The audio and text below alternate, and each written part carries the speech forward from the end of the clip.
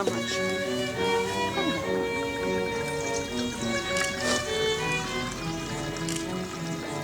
Good?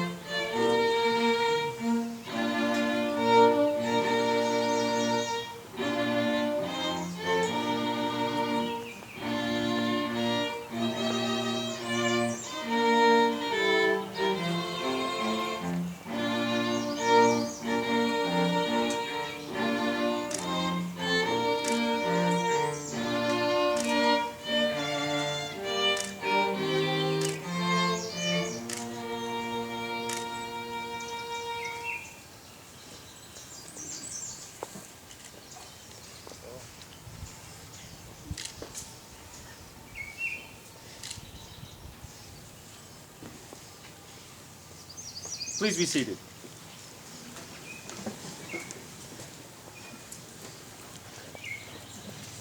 Welcome, everyone.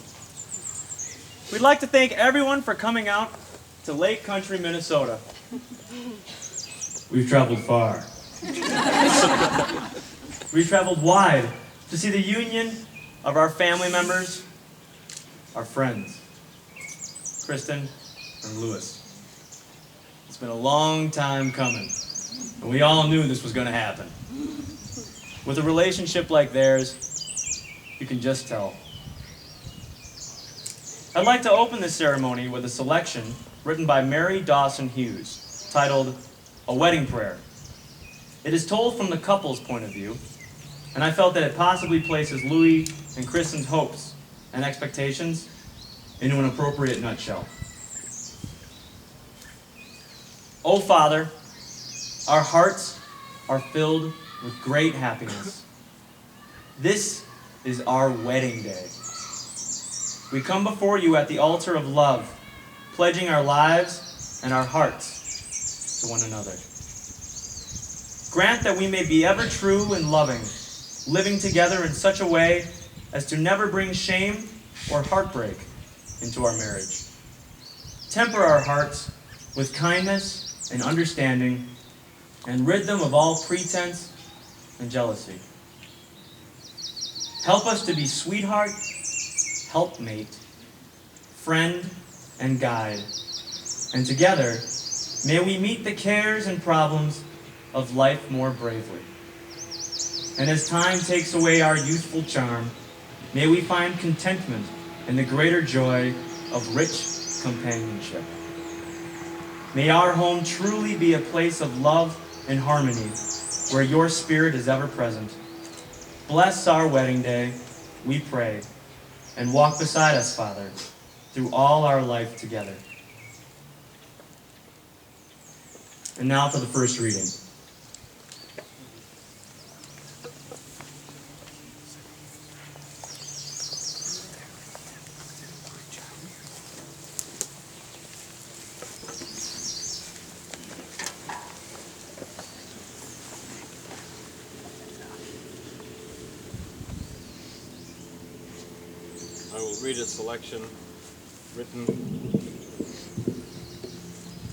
I will read a selection written by Bhagavad Gita. Look to this day, for it is life, the very life of life. In its brief course lies all the varieties and realities of our existence, the bliss of growths, the glory of action, the splendor of beauty. For yesterday is but a dream, and tomorrow is only a vision. But today, well lived, makes every yesterday a dream of happiness, and every tomorrow a vision of hope. Look well, therefore, to this day.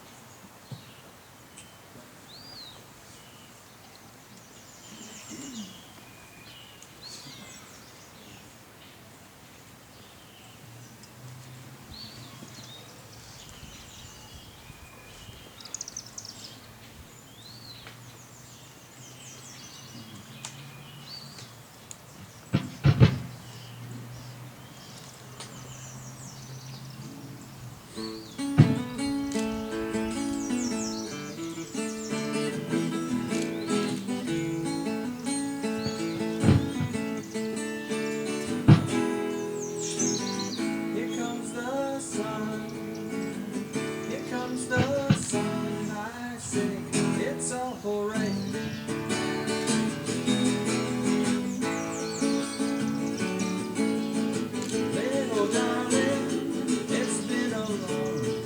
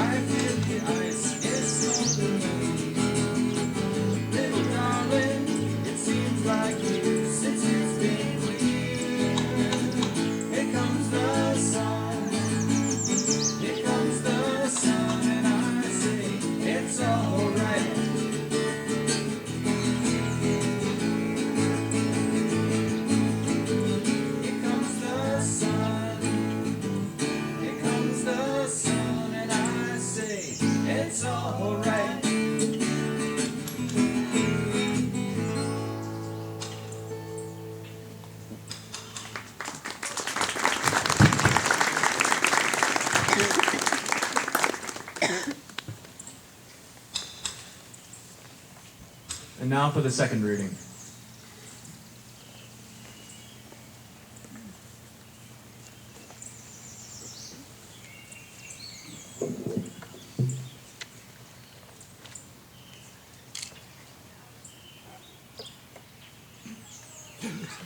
To love is not to possess, to own or to imprison, nor to lose oneself in another.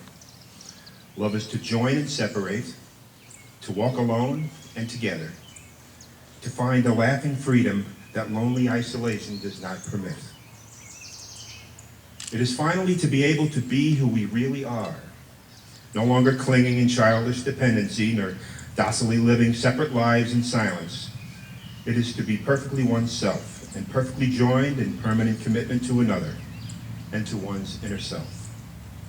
Because finally, despite a child's scars or an adult's deepest wounds, they are openly free to be who they really are and always secretly were, in the very core of their beginning, where true and lasting love can alone abide.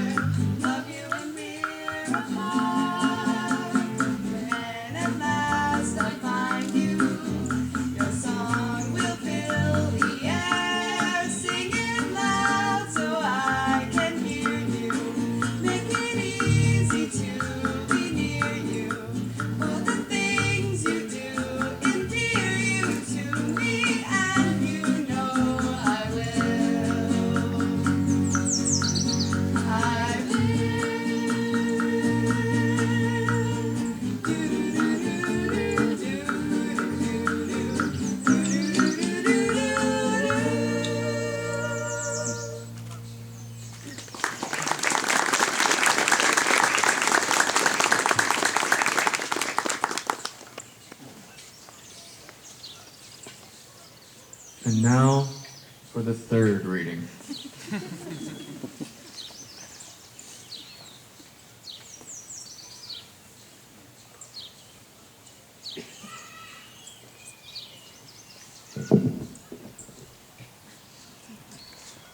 A time to laugh. 1. Laugh when people tell a joke. Otherwise, you might make them feel bad. 2. Laugh when you look into a mirror. Otherwise, you might feel bad. 3. Laugh when you make a mistake.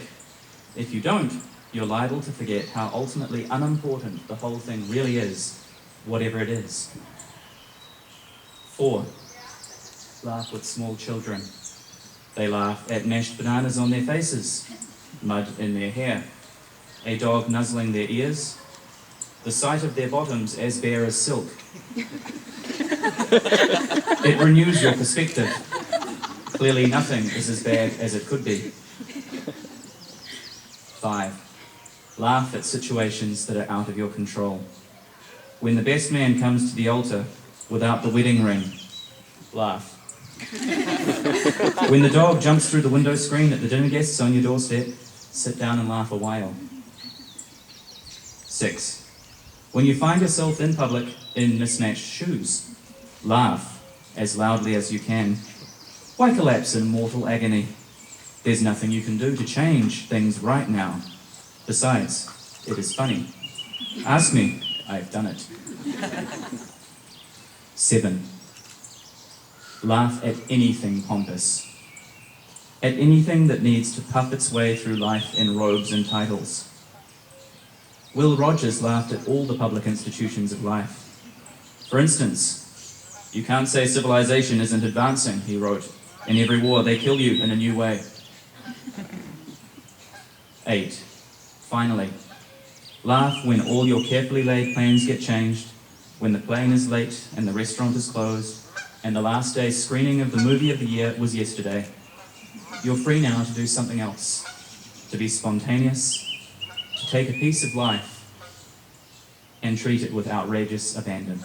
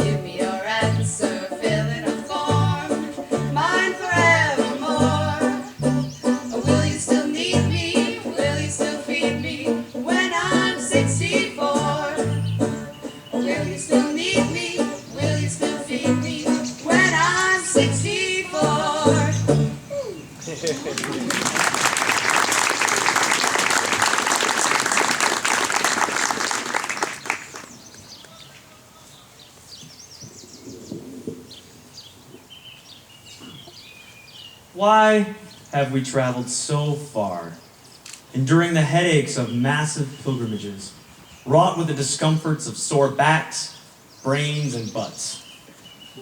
To see a marriage, yes, but what is a marriage? It's obviously the joining of two people. Two lives turned into one. A journey once separate, now conjoined. But why are the rest of us here? We're not the ones getting married. We aren't the ones exchanging vows, rings, and bachelor pads for an exclusive two-man submarine exploring the depths of the great unknown that life throws at us. Yet here we are. It's obviously a big deal to the rest of us. or else we wouldn't have endured our treks. I think the reason we are so drawn to these events lies in transcendence. The joining of a couple transcends into our lives. Their joining brings two family trees together, brings close friends into a bombardment of memories and spirits. We don't feel connected every day to all the people in our lives, so we've chosen marriage to be the symbol of unification. People that we love and care for, joining together for conversations, updates on life, and sharing unforgettable experiences. All surrounding the strongest unification. Two lovers, two friends. We're each born into a system, a home, wrought with intricacies and rules. This is governed by our birth family. Each one of these intricacies is a twig, intertwining with other intricacies and rules to make up a nest. We sit in our nests with our families, looking out upon the world. Our parents, along with our siblings and extended family, whisper in our ears, saying, "These twigs are the meaning of your life. This twig is how to care for another human being. And this twig is how to deal with a scraped knee. This twig is how to request help from others. And this twig describes compromise and not always getting what you want." On top of describing each twig, our family tells us to fly out of the nest for brief moments of time, to come back with new twigs for the nest. Upon each arrival back at the nest, the parents inspect the twigs, deciding whether or not the twigs should be allowed to be part of the functioning whole. And as we grow older, the nest becomes crowded and huge, what with all of the twigs acquired throughout the years. We create sectors within the nest, private areas where some of the twigs we bring back are snuck through, hidden from the watchful gatekeeping of our parents. It is at this stage that we develop our autonomy. Twigs for our own future nests. Sometimes the parents say, "This twig does not belong." We retort by saying, "Well, it will in my nest." This happens in every nest. Then there comes a time when we must leave the family nest. We gather up certain twigs that we have held most dear in our upbringing, twigs that our parents collected for us, twigs that we collected for ourselves, wrap them up in a ribbon of rope, and fly out of the nest. Alone, carrying the weight of our lives on our shoulders.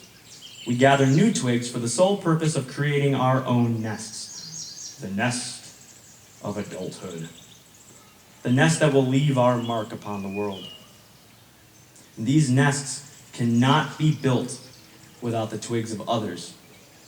We only start out with a small group of twigs from our original nests. We need to meet other people, engage in their lives.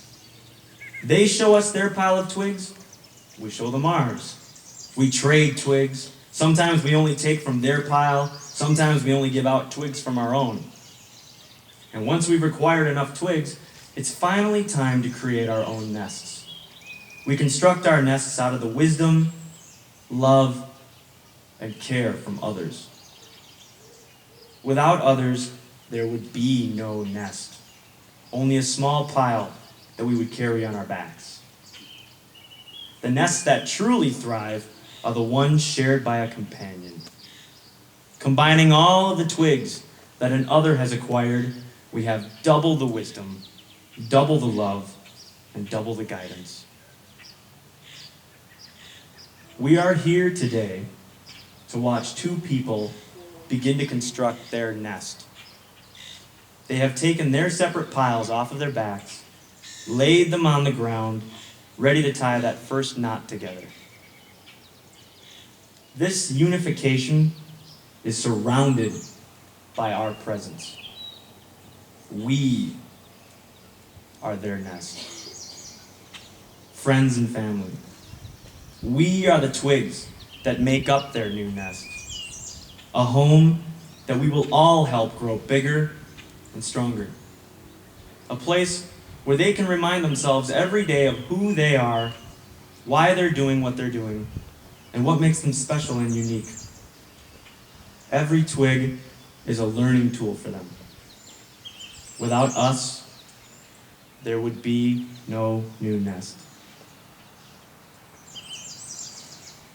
How's about we get you guys married?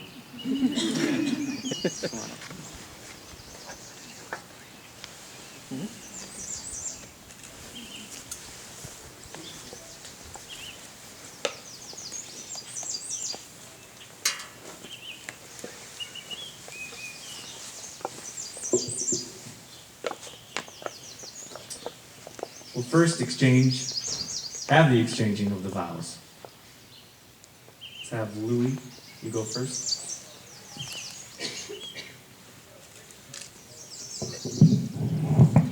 You got it?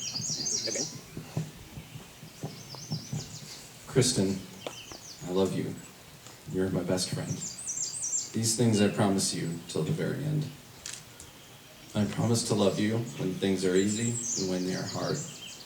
I promise to make sure I keep down my guard. I promise to inspire you and by you be inspired, and keep inspiring when we're both retired. I promise to pick you up when you're down, and when you pick me up, I promise I won't frown. I'll be the wind in your sails and the sun on your face, the water in your cup and the food on your plate. I will hold you in the highest regard for the rest of my days, even when our love seems a complicated maze. I promise you all of these things as long as we both shall live.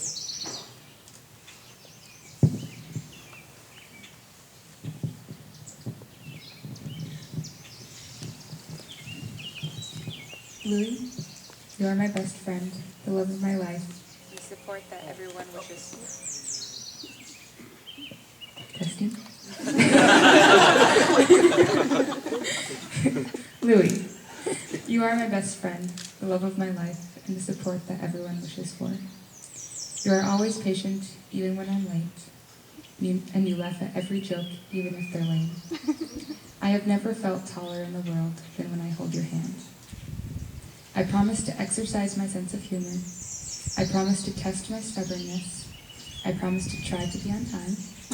And I promise to believe in you just as much as you believe in me. Louie, nothing would make me happier than to have you as my husband for the rest of my life.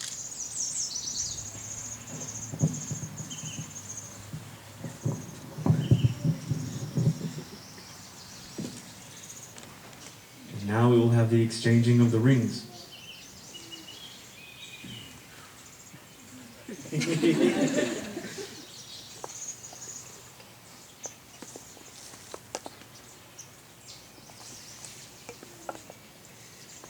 Okay, Louie, repeat after me.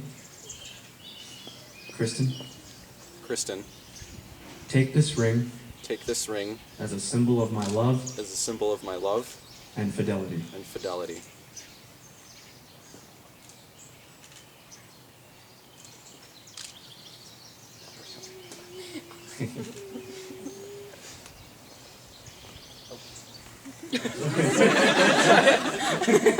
So you gotta say it. Okay, Kristen, repeat after me. Louie, take this ring take this ring as a symbol of my love as a symbol of my love and fidelity. and fidelity. These two lives are now joined in one unbroken circle. Wherever they go, may they always return to one another in their togetherness. May Louis and Kristen find for each other the love for which all men and women long. May they grow in understanding and in compassion. May the home they establish be such a place of sanctuary that mankind will find there a friend. And may these two rings symbolize the spirit of undying love in the hearts of both of them. And now we will have the unity ceremony.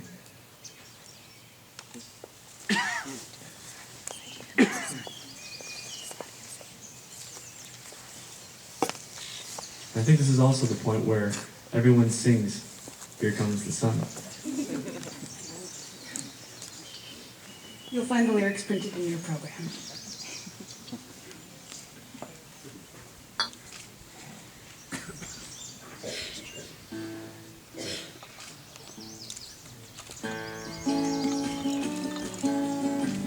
Here comes the sun. Here comes the sun. I say it's alright. Little darling, it's been a long, lonely winter. Little darling, it feels like years since it's been here. Here comes the sun. Here comes the sun. I say it's alright. Little darling, the sun's returning to their faces. Little darling, it seems like years since it's been here. Here comes the sun. Here comes the sun. I say it's alright. Sun, sun, here it comes. Sun, sun, sun, here it comes. Sun, sun, sun, here it comes. If you sing loud enough, it'll come out. Sun, sun, sun, here it comes. Little darling, I feel that ice is slowly melting. Little darling, it seems like years since it's been clear. Here comes the sun. Here comes the sun. I say it's alright. Here comes the sun. Here comes the sun. I say it's alright.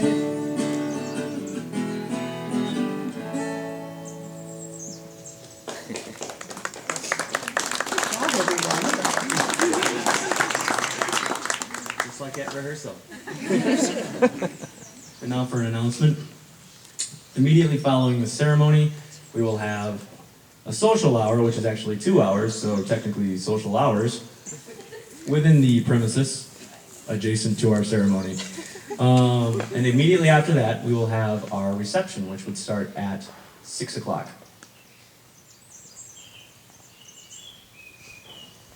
Bless this marriage as Louis and Kristen begin their journey down the road of life together. We don't know what lies ahead, for the road turns and bends, but help them to make the best of whatever comes their way. Help them to hug each other often, laugh a lot, talk more, and argue less.